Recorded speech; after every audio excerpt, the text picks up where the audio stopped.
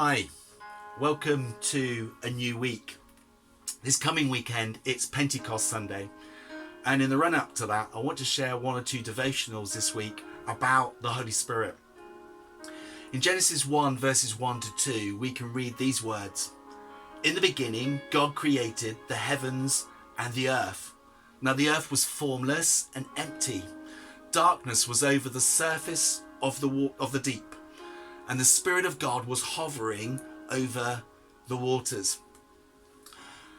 Many years ago in our old church in the UK, we had a visiting speaker from another country with us, and they spoke from this passage. And I always remember verse 2, because when they got to it, they referred to the Spirit of God hovering over the waters. Now for us as British people, the word hoover conjures up in our minds the image of a vacuum cleaner. And so suddenly we had this image of all this water being sucked up. Now, all these years on and thinking about my dodgy Dutch pronunciation, I have real empathy and compassion for that speaker, who incidentally was great. The Spirit of God hovering over the waters. The word that's translated here, spirit, is the Hebrew word ruach, which can also be translated as breath or wind.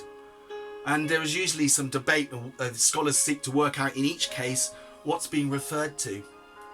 There's some debate here, but because of the verb, for example, hovering, many scholars consider this to be referring to the Spirit of God, the Holy Spirit, and so the capital S is used here. In the verse, there's this imagery of formlessness, of emptiness, of darkness, but the Spirit hovering, positioned, if you like, about to be active, about to do something. And from this flows the rest of this chapter, this poetic prose about God's creation.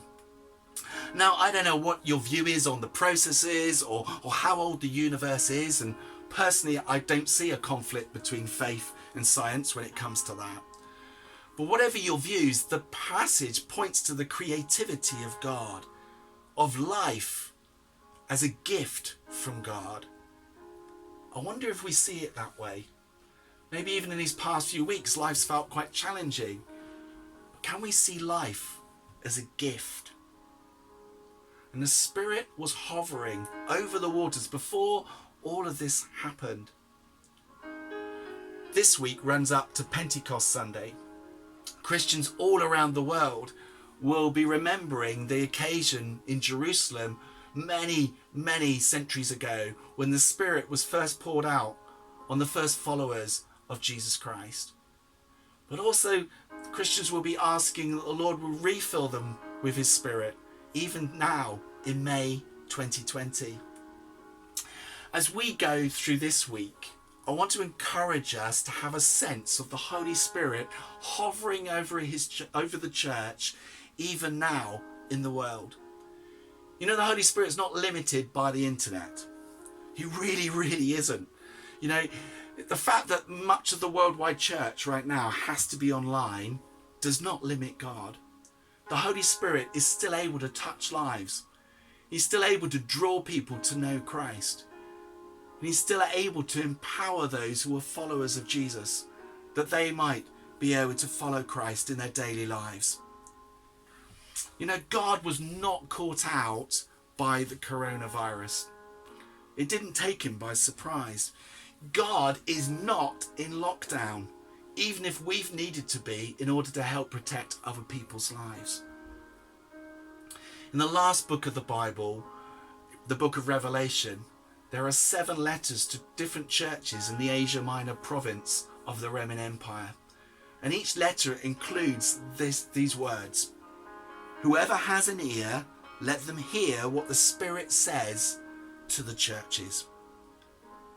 Let's be people who have an ear to what the Spirit is wanting to lead in our lives, what He's wanting to show in our lives and through our lives at this time. And to help with that, how can each one of us build in some time to be still, to stop, to unplug even from the internet? As Kor said yesterday in our service video, How can we stop? Not to be looking at the latest theories of why, but to trust in God. To stop, to sit, to be still, to remember the promises of God. That he is Emmanuel, God with us. And how is he with us? He's with us by his Spirit, the Spirit of truth. Whoever has an ear, let them hear what the Spirit says to the churches. Have a good week.